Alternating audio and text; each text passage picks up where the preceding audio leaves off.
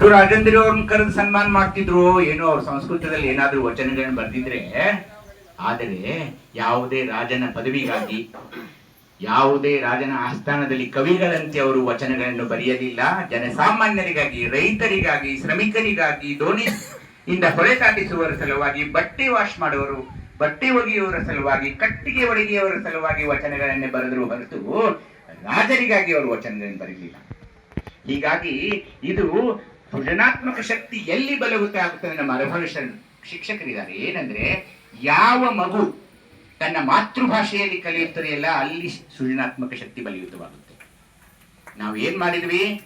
ನಮ್ಮ ವಾನ್ ಶೆಟ್ಟಿ ಸರು ಕನ್ನಡ ಮೀಡಿಯಂ, ನಾನು ಕನ್ನಡ ಮೀಡಿಯಂ. ನಾವು ಇಂಗ್ಲಿಷ್ ಮೀಡಿಯಂ ಸ್ಕೂಲ್ಗೆ ಹೋಗಿಲ್ಲ. ನಾವು MD MS ಮಾಡಿಲ್ವಾ? ಈಗ 52 ಕನ್ನಡದ ಅಕ್ಷರಗಳನ್ನ ಇಡೀ ದೇಹದಲ್ಲಿ ಎಲ್ಲಾ ಲಿಂಗಗಳಲ್ಲಿ 52 ಕನ್ನಡದ ಅಕ್ಷರಗಳನ್ನ ಶರಣರು ಕೊಟ್ಟರು. ನಿಮ್ಗದನ್ನ ತೋರಿಸ್ತೀನಿ ನಾನು. ಕನ್ನಡದ 52 ಸುಂದರ ಅಕ್ಷರಗಳನ್ನ ಅವ್ರು ಕೊಟ್ಟರು. ಒಂದು, ಯಾರೇ ಬರಲಿ ಕಲ್ಯಾಣದ ಅನುಭವ ಮಂಟಪಕ್ಕೆ ನೀವು ಕನ್ನಡವನ್ನ ಮೊದಲು ಕಲಿಬೇಕು, ಕಲಿತು ವಚನಗಳನ್ನು ಬರೀಬೇಕು. ಧೂಪದ ಗೊಗ್ಗವೇ ಕೇರಳದವರು, ಮರುಳಶಂಕರ ದೇವರು, ಅಫ್ಘಾನಿಸ್ತಾನದವರು, ಉರುಲಿಂಗಪೆದ್ದಿ ದೇವರು, ಮಹಾರಾಷ್ಟ್ರದವರು ಸುಜ್ಞಾನಿ ದೇವ, ಒರಿಸ್ಸಾದವರು, ಸೌರಾಷ್ಟ್ರದ ಆದಯ್ಯನವರು, ಯಾರು ಬರಲಿಲ್ಲ ಹೇಳಿ? ಬಂದು ತಮ್ಮ ಮೂಲ ಮಾತೃಭಾಷೆಯನ್ನ ಬಿಟ್ಟು ಕನ್ನಡವನ್ನ ಕಲಿತು ಕನ್ನಡದಲ್ಲಿ ವಚನಗಳನ್ನು ಬರೆದು ನಮ್ಗೆ ಕೊಟ್ಟರಲ್ಲ, ಎಷ್ಟು ಆನಂದವಾಗುತ್ತೆ ನೋಡಿ. ಇವತ್ತು ಸೋಗಲಾಡಿತನ ಏನಂದ್ರೆ, I don't know Kannada, sorry. ಇವರು ನಮ್ಮ ಇಲ್ಲೇ ಬೈಲಂಗಲ್ ಚಿಕ್ಕೋಡಿಯಲ್ಲಿ ಇದ್ದವರು, sorry I don't know Kannada, sorry. ನಮ್ಮ ಮಕ್ಕಳು ಏನ್ ಬೂಟಾಟಿದ್ದೀರಿ ಇದು? ಇವ್ರು ಶರಣರಿಗಿಂತ ಹೆಚ್ಚಾದ್ರೆ ನಮಗೆ. ಹೀಗೆ ಸೃಜನಾತ್ಮಕ ಶಕ್ತಿಯನ್ನು ನಾವು ಕುಂಟಿಸಿ ಬಿಟ್ವಿ ಮಕ್ಕಳಲ್ಲಿ. ಯಾಕಂದ್ರೆ ಕನ್ನಡ ಭಾಷೆಯನ್ನು ಕಲಿಸಲಿಲ್ಲ. ಇದಾದ ನಂತರ ಜನರಿಗೆ ಈ ಶಿವಯೋಗದಿಂದ, ಇಷ್ಟಲಿಂಗ ಪೂಜೆಯಿಂದ ರೋಗ ನಿಯಂತ್ರಣವಾಗುತ್ತೆ ಅನ್ನೋದು ಕೂಡ ಗೊತ್ತಾಗ್ಲಿಲ್ಲ. ಆಚಾರ ಲಿಂಗವನ್ನ ಪೂಜಿಸೋದ್ರಿಂದ, ಗುದ ಮಂದಿರದಲ್ಲಿ ಅದನ್ನು ಪೂಜಿಸೋದ್ರಿಂದ ಮಲಬದ್ಧತೆ ಆಗೋದಿಲ್ಲ, ಮೂಲವ್ಯಾಧಿ ಕಷ್ಟ ಆಗೋಲ್ಲ, ಸಂಡಾಸದಲ್ಲಿ ಅಂದ್ರೆ ಟಾಯ್ಲೆಟ್ ನಲ್ಲಿ ರಕ್ತ ಹೋಗೋಲ್ಲ, ಆ ಜಾಗ ಉರಿಯೋಲ್ಲ ಅನ್ನೋದು ಗೊತ್ತಾಗ್ಲಿಲ್ಲ. ಮುಂದೆ ಬಂದಾಗ ಎಲ್ಲಿ ಸ್ವಾಧಿಷ್ಠಾನ ಚಕ್ರದಲ್ಲಿ ಅಲ್ಲಿ ಗುರುಲಿಂಗದ ಆರಾಧನೆ ಮಾಡುವುದರ ಮೂಲಕ ಮಕ್ಕಳಿಲ್ಲದವ್ರಿಗೆ ಮಕ್ಕಳಾಗೋದು, ಋತುಸ್ರಾವದ ತೊಂದರೆ ಇರೋರಿಗೆ ಋತುಸ್ರಾವ ತೊಂದರೆ ಆಗದೇ ಇರೋದು, ಯಾವುದೇ ಹೆಣ್ಣು ಮಕ್ಕಳಿಗೆ ಋತುಸ್ರಾವದ ಯಾವುದೇ ಇದಿರಲಿ ಅದೆಲ್ಲವೂ ಶಮನವಾಗೋದು, ಇವ್ರ ಗಂಡ್ಮಕ್ಕಳಿಗೆ ಪ್ರೋಸ್ಟೇಟು, ಟೆಸ್ಟಿಸ್ ಅದರ ವೃಷಣ, ಅವುಗಳ ಯಾವ ರೋಗ ಬರಬಾರದ ಹಾಗೆ ಈ ಸ್ವಾಧಿಷ್ಠಾನ ಚಕ್ರದಲ್ಲಿ ಗುರುಲಿಂಗದ ಪೂಜೆಯನ್ನು ಹೇಳಿದರು. ಇವತ್ತು ಯಾರನ್ನು ಕೇಳ್ತೀರಿ ಕೇಳಿ, ಹೈಪರ್ ಎಸಿಡಿಟಿ, ಹೊಟ್ಟೆಲ್ ಉರಿಯುತ್ತೆ, ಅದು ಇದು ಮಣ್ಣು ಮಸಿ ಹೇಳ್ತಾರೆ. ಈ ವಂಕಳದಲ್ಲಿ ಶಿವಲಿಂಗ, ಮಣಿಪೂರಕ ಚಕ್ರದಲ್ಲಿ ಅಗ್ನಿ ತತ್ವ ಶಿವಲಿಂಗವನ್ನ ಕೊಟ್ಟರು. ಆ ಶಿವಲಿಂಗದ ಆರಾಧನೆ ಮಾಡೋದ್ರಿಂದ ನಮ್ಮ ಎಸಿಡಿಟಿ ಕಡಿಮೆ ಆಗುತ್ತೆ, ಎದೆ ಯುರಿತ ಕಡಿಮೆ ಆಗುತ್ತೆ, ಚೆನ್ನಾಗಿ ಪಚನ ಕ್ರಿಯೆ ಆಗುತ್ತೆ. ಯಾಕಂದ್ರೆ ನಾವು 9 ಚಪಾತಿ ತಿನ್ನೋಕೆ ಶುರು ಮಾಡಿದ್ದೀವಿ ಈಗ. ಮೊದಲು ಬಿಸಿ 2 ರೊಟ್ಟಿ, ಇವ್ರು ಅದನ್ನ ಮಾಡೋದು ತಟ್ಟೋದು ಬಂದ್ ಮಾಡಿದ್ರು. ಅದು ಲಟ್ಸೋಕ್ ಶುರು ಆಯ್ತು. ಎಣ್ಣೆ ಉಳ್ಳ ಚಪಾತಿಯನ್ನು ಏನ್ ನಾವು ಶುರು ಮಾಡಿದ್ವಲ್ಲ, ಅವಾಗ ಈ ಹೊಟ್ಟೆ ನಿಧಾನವಾಗಿ 3 ತಿಂಗಳು 6 ತಿಂಗಳು ಹಿಂಗ್ ಹಿಂಗ್ ಹಿಂಗ್ ನಡೀತಾ ಗಂಡ್ಮಕ್ಳು, ಹೆಣ್ಮಕ್ಳೆಲ್ಲ ಗಂಡ್ಮಕ್ಳು ಸಹ ಹೀಗೆ ನಡೆಯೋಕೆ ಶುರು ಮಾಡಿದ್ರು. ಯಾಕಂದ್ರೆ ಅದು ಬೊಜ್ಜು. ಈ ಶಿವಲಿಂಗದ ಆರಾಧನೆಯಲ್ಲಿ ಏನ್ ಮಾಡ್ತಿದ್ರು ಅಂದ್ರೆ, ಹೆಣ್ಮಕ್ಳು ತಮ್ಮ ಸ್ವಂತ ಅಡಿಗೆ ಮನೆಯಲ್ಲಿ ತಾವೇ ಸ್ವತಃ ನಿಂತು ಅಡಿಗೆ ಮಾಡ್ತಿದ್ರು. ಅಂದಿನ ದಿನಗಳಲ್ಲಿ ಕೆಳಗೆ ಕೂತ್ಕೊಂಡು ರೊಟ್ಟಿ ಬೆಳಿತಿದ್ರು. ಈ ಕೆಳಗೆ ಕೂತ್ಕೊಳ್ಳಕ್ಕೆ ಬರಲ್ಲ, ರೊಟ್ಟಿ ಬೆಳೆಯೋದು ಮುಂದಿನ ಕತೆ. ಈ ಶಿವಲಿಂಗದ ಆರಾಧನೆಯಿಂದ ನಿಮ್ಮ ಪಚನ ಕ್ರಿಯೆ ಅತ್ಯಂತ ಸರಾಗವಾಗಿ ಆಗ್ತಾ ಇತ್ತು. ಮುಂದೆ ಬಂದಾಗ ಅನಾಹತ ಚಕ್ರದಲ್ಲಿರುವ ಜಂಗಮಲಿಂಗ, ಅಲ್ಲಿ ಏನಾಯ್ತು ಅಂದ್ರೆ ವಾಯು ಜಂಗಮ ಅಂದ ತಕ್ಷಣ ಇವ್ರಿಗೆ ಏನ್ ಹೇಳಿದ್ರೆ ಅಂದ್ರೆ, ಕಾವಿಧಾರಿಯಾಗಿ ಶ್ರೀಮನ್ನಿರಂಜನ ಬನವಸ್ತೋರಿಗಳು ನಿಮ್ಮ ಮನೆಗೆ ಬರ್ತಿದ್ದಾರೆ, ಅವರು ಜಂಗಮರು, ಅವರ ಪಾದ ಪೂಜೆಯನ್ನು ನೀವು ಮಾಡಬೇಕು, ಆ ಹೊಲಸು ಪಾದಗಳನ್ನು ತಳೆದ ನೀರನ್ನು ನೀವು ಕುಡಿಯಬೇಕು, ಮನೆಯನ್ನೆಲ್ಲ ಸಿಂಪಡಿಸಬೇಕು, ನೀವು ಪವಿತ್ರರಾಗಿ ಬಿಡ್ತೀರಿ. ನಂತರ ಹೋಗುವಾಗ ಅವ್ರ ಪಾಕೆಟ್ ನಲ್ಲಿ ಕೊಡಬೇಕು. ಪಾದೋದಕ ಅಂದ್ರೆ ಏನ್ ಗೊತ್ತಾಗ್ಲಿಲ್ಲ ರೀ. ಪಾದೋದಕ ಅಂದ್ರೆ ದಶವಿಧ ಪಾದೋದಕ. ವೀರಮ್ಮ ಹೇಳಿದ್ಲು, ಸ್ಪರ್ಶನೋದಕ ನಮಃ, ಹಸ್ತೋದಕ ನಮಃ, ಗುರುಪಾದೋದಕ ನಮಃ, ಲಿಂಗಪಾದೋದಕ ನಮಃ, ಜಂಗಮ ಪಾದೋದಕ ನಮಃ, ಅಪ್ಯಾಯನೋದಕ ನಮಃ, ಅವಧಾನೋದಕ ನಮಃ, ಪರಿಣಾಮೋದಕ ನಮಃ, ನಿರ್ಣಾಮೋದಕ ನಮಃ, ಸತ್ಯೋದಕ ನಮಃ. ಇವೆಲ್ಲ ಆಯ್ತು. ಯಾರು ಹೇಳೋರು ಖರೆ? ನಾವೇನ್ ಮಾಡಿದ್ವಿ, ಅವ್ರ ಪಾದಕ್ಕೆಲ್ಲ ಹಾಕಿ ಮನೆಯೆಲ್ಲ ಸಿಡಿಸಿ ಅವರಿಗೆ ಅವಂದೇನೋ ಮಂತ್ರ ಹೇಳಿದ, ಹರಿದ್ರಾಯನ ತನ್ಮಯಾಮ ಕುಂಕುಮ ಅರ್ಚನೆ ಏನೇನೋ ಹೇಳಿದ ಸಂಸ್ಕೃತದಲ್ಲಿ. ನಾವು ಕೇಳಿದ್ವಿ, ತೆಂಗಿನಕಾಯಿ ಒಂದೆರಡು ಒಡೆದು ಸಜ್ಜಿಕ ಹುಗ್ಗಿ ಮಾಡಿ ಮಠಕ್ಕೆ ಹೋದ ನಾವು ಮನೆಗೆ ಬಿಟ್ಕೊಂಡು. ಪಾದೋದಕ ಅಂದ್ರೆ ಏನು? ಪಾದೋದಕ ಬರೀ ಹಚ್ಚೋದ್ರಿಂದ ಚರ್ಮ ರೋಗಗಳು ಕಡಿಮೆ ಆಗೋದನ್ನ 7-8 ವಚನಗಳಿವೆ. ಪ್ರೇಮಕ್ಕನ್ ಕಳಿಸಿದ್ದೆ ನಾನು. ಹೀಗೆ ಇದು ಏನಾಯ್ತು ಅಂದ್ರೆ, ಈ ಜಂಗಮಲಿಂಗದ ಆರಾಧನೆಯಿಂದ ಈ ಕೇಳಿ 30-35 ವರ್ಷದ ಹುಡುಗರಿಗೆಲ್ಲ ಹೃದಯಾಘಾತ ಆಗ್ತಾ ಇದೆ. ಸ್ವಾಮೀಜಿಯವ್ರ ಹೃದಯಾಘಾತ ಆಗ್ತಾ ಇದೆ. ಒಬ್ಬ ಸ್ವಾಮೀಜಿಯವ್ರು ಅಡ್ಮಿಟ್ ಆಗಿದ್ರು. ಕೇಳಿಗೆ ಹೋದಾಗ ನಾನು ಕೇಳಿದೆ, ನಿಮಗಾದ್ರೂ ಆಗ್ಬಾರ್ದಾಗಿತ್ರಿ ಇದು ಒಂದೇ. ಯಾಕ್ರಿ ಅಂದ್ರು, ನೀವು ಜಂಗಮಲಿಂಗ ಇರುತ್ತಲ್ಲ, ಜಂಗಮಲಿಂಗ ನೀವು ಆರಾಧನೆ ಬಹುಶಃ ಮಾಡಿಲ್ಲ ಅಂತ ಹೇಳಿ. ಬ್ಲಡ್ ಪ್ರೆಷರ್ ಕಂಟ್ರೋಲ್ ಆಗುತ್ತೆ, ಡಯಾಬಿಟಿಸ್ ಕಂಟ್ರೋಲ್ ಆಗುತ್ತೆ. ಜಂಗಮ ಅಂದ್ರೆ ಚರಿಸೋದು. ಯಾರು ಚಲಿಸ್ತಾರಲ್ಲ, ನಡೀತಾರಲ್ಲ. ಈಗ ಏನಾಗಿದೆ ಅಂದ್ರೆ, ಒಂದೇ ಸೀರಿಯಲ್ ಮುಂಜಾನೆ ಮಧ್ಯಾಹ್ನ ರಾತ್ರಿ ಮತ್ ಅದೇ ಮರುದಿವಸ ಮನೆ ಒಂದು 3 ಮನೆ ಏನೇನೋ ಇರೋದ, 3 ಬಾಗಿಲು, ಹಾಳಾದ ಸೀರಿಯಲ್ಗಳು. ಮನೆಯನ್ನು ಹೇಗೆ ಹೊಡಿಬೇಕು, ಗಂಡನ ಬಿಟ್ಟು ಬೇರೆ ಯಾವ ಜೊತೆ ಹೇಗಿರ್ಬೇಕು, ಇವನು ಅವನ ಬಿಟ್ಟು ಯಾರ ಜೊತೆ ಇರಬೇಕು, ಇಂಥದನ್ನು ಕಲಿಸೋ ಸುಂದರವಾದ ಸೀರಿಯಲ್ಗಳು ನಮ್ಮಲ್ಲಿದೆ. ಆದ್ರೆ ಜಂಗಮಲಿಂಗ ಏನ್ ಹೇಳುತ್ತೆ ಅಂದ್ರೆ, ನೀವು ಚರಿಸ್ಬೇಕು. ಚರಿಸೋದಂದ್ರೆ ಏನು? ನಾ ಹೀಗೆ ಕುತ್ಕೊಂಡಿರಿ ಮನೆಯಲ್ಲಿ, 1 ಗ್ಲಾಸ್ ನೀರ್ ಬೇಕಾಗಿದೆ. ನಾವೇನ್ ಮಾಡ್ತೀವಿ, ಹಾಗೆ ಹೋಗ್ತಿರ್ತಾರಲ್ಲ, ಬೈ 1 ಗ್ಲಾಸ್ ನೀರು ತಗೊಂಬ, ನನ್ನ ಟ್ಯಾಬ್ಲೆಟ್ ಅಲ್ಲಿದೆ ತಗೊಂಬ. ನಾವು ಹೇಳೋದೇ ಇಲ್ಲ. ಹಾಗಾಗೋಲ್ಲ. ರೈತರಿಗೆ ಯಾಕೆ ಹಾರ್ಟ್ ಅಟ್ಯಾಕ್ ಶುರು, ಈಗ ಬಹಳ ಜನ ಇಲ್ಲಿ ರೈತರು ಇದ್ದೀರಿ ಅಂತ ಹೇಳ್ತೀನಿ. ರೈತರಿಗೆ ಯಾಕೆ ಹಾರ್ಟ್ ಅಟ್ಯಾಕ್ ಶುರು ಆಯ್ತಂದ್ರೆ, ಇವರ ಬೋರ್ ಆನ್ ಮಾಡಿ ಒಂದು ಮೂಲೆಯಲ್ಲಿ ಕೂತು ಕಲ್ಲು ಒಗದ್ ನೋಡಿದ್ರೆ ಆ ಲಾಸ್ಟ್ ಇದಕ್ಕೆ ಹೋಗಿದೆಯೋ ಇಲ್ಲೋ. ಮತ್ತೆ ನಡೀತಾ ಹೋಗ್ತಾ ಇದ್ರು ಹೊಲಕ್ಕೆ, ಸೈಕಲ್ ಮೇಲೆ ಹೋಗ್ತಾ ಇದ್ರು. ಈಗ ರೈತರ ಮನೆಯಲ್ಲಿ 5-6 ಬೈಕ್ ಇರು. ಮತ್ತೆ ಅವನು ಪ್ಯಾಂಟ್ ಹಾಕೊಳ್ಳೋಕೆ ಶುರು ಮಾಡಿದ್ರು. ಯಾವಾಗ ರೈತರು ಪ್ಯಾಂಟ್ ಹಾಕೊಳ್ಳೋಕೆ ಶುರು ಮಾಡಿದ್ರು, ರೈತ ಕಡಿಮೆ. ಕಬ್ಬನ್ನೇ ಬೆಳೆಯೋದಂದ್ರೆ ಏನ್ ಶ್ರೇಷ್ಠ ಗುರಿ ಇಟ್ಕೊಂಡ್ರಲ್ಲ, ಅಲ್ಲಿಯೂ ಹಾಳಾಯ್ತು ನಮ್ಮ ಕೃಷಿ. ಹೀಗಾಗಿ ನಾವೇ ಮಾಡಿದ ಸ್ವಯಂಕೃತ ಅಪರಾಧಗಳಿಂದ ನಾವು ಹೀಗಾಗ್ಬಿಟ್ವಿ. ಜಂಗಮಲಿಂಗ ಅಂದ್ರೆ ಸತತವಾಗಿ ನೀವು ಚಲಿಸ್ತಾನೆ ಇರಬೇಕು. 1 ಗಂಟೆಗಿಂತ ಹೆಚ್ಚಾಗಿ ನೀವು ಒಂದೇ ಸ್ಥಾನದಲ್ಲಿ ಕೂತ್ಕೋಬಾರದು ಅನ್ನೋದೇ ಜಂಗಮಲಿಂಗ. ಆ ಜಂಗಮಲಿಂಗದ ಆರಾಧನೆಯಲ್ಲಿ ನಾವು ತೊಡಗಬೇಕು. ಎಷ್ಟು ಸಾಧ್ಯವಾಗುತ್ತೋ ಅಷ್ಟು ಆಕ್ಟಿವ್ ಆಗಿರ್ಬೇಕು. After 40 years how I should be healthy ಅಂದ್ರೆ, ಹಾಗೆ ನಾನು ಆರೋಗ್ಯವಂತನಾಗಿರ್ಬೇಕಂದ್ರೆ ನಾನು ಹೆಚ್ಚು ಆಕ್ಟಿವ್ ಆಗಿರ್ಬೇಕು. ತಾಯಂದ್ರಿಗೆ ಹೇಳ್ತಿದ್ದೀನಿ, ಸೊಸೆಯಂದ್ರು ಬಂದ್ರು ಅಂತ ಹೇಳಿ ಯು ಆರ್ ನಾಟ್ ರಿಟೈರ್ಡ್.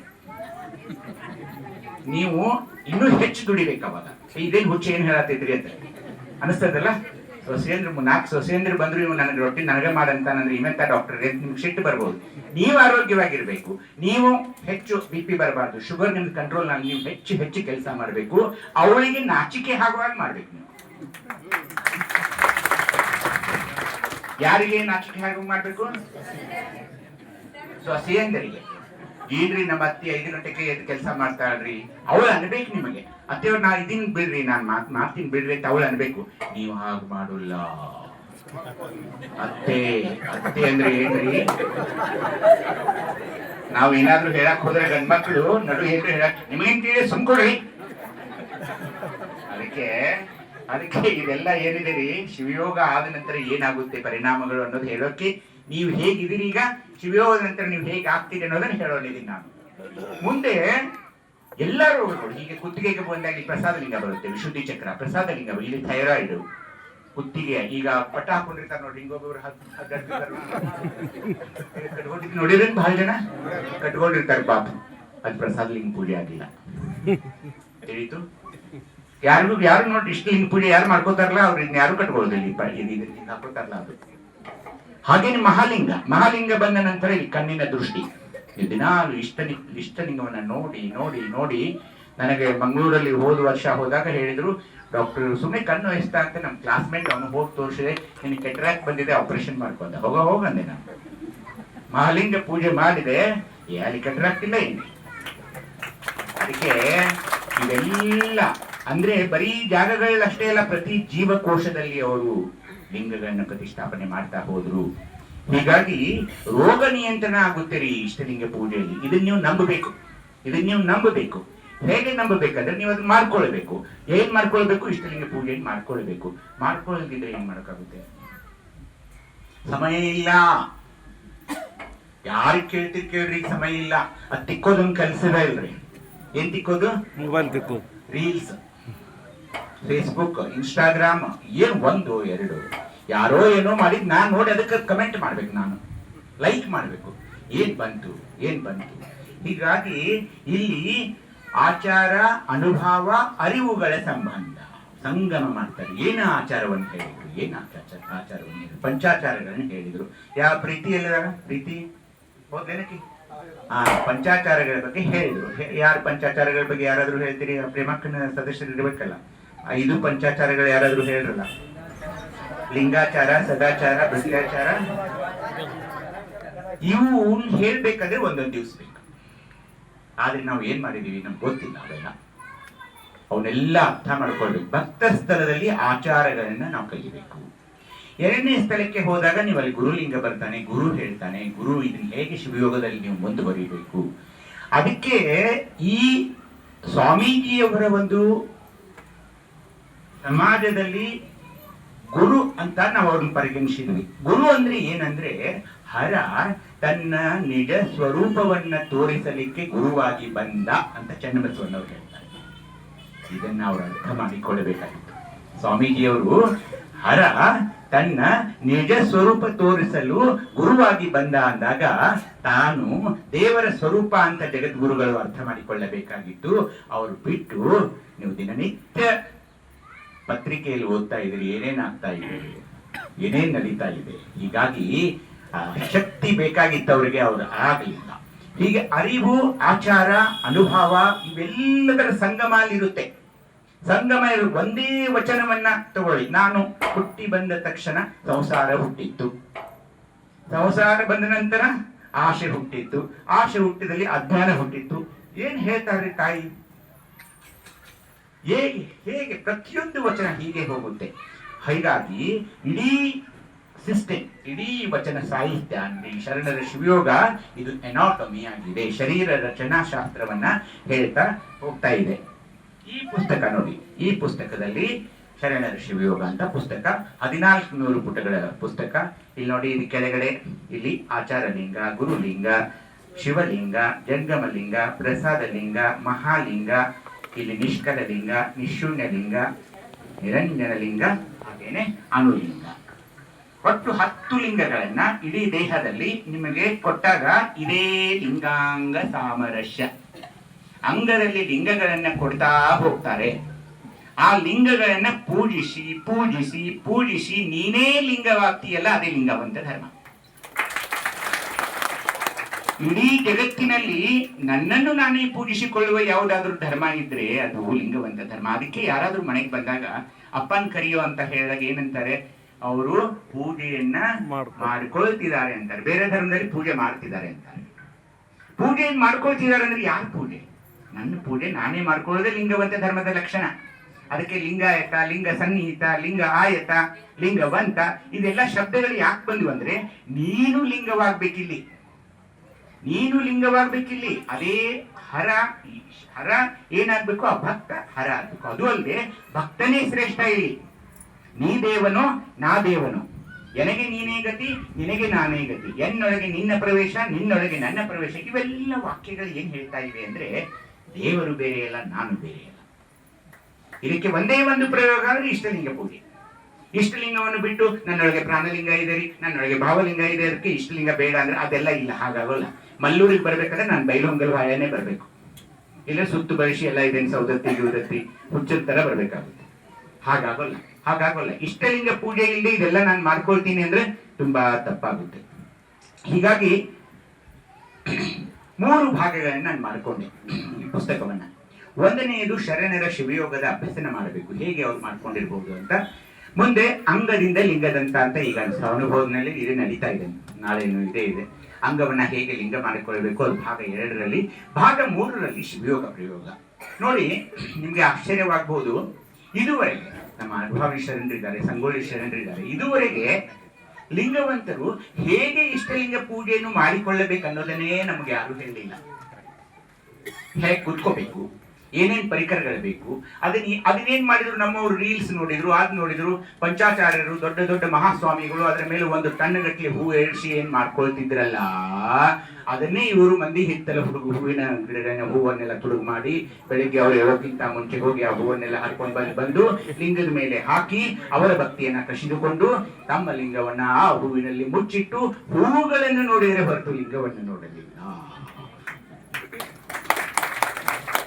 ಇಲ್ಲಿ ಆತ ನಿಮ್ಮ ಹೂಗಳನ್ನು ಬೇಡ್ತಾ ಇಲ್ಲ, ನಿಮ್ಮ ಬಿಲ್ವ ಪತ್ರೆಗಳನ್ನು ಬೇಡ್ತಾ ಇಲ್ಲ, ನೀವು ಏನೇನ್ ಮಾಡ್ತೀರೋ ಅದು ಅವನ್ ಮುಖ್ಯ ಇಲ್ಲ.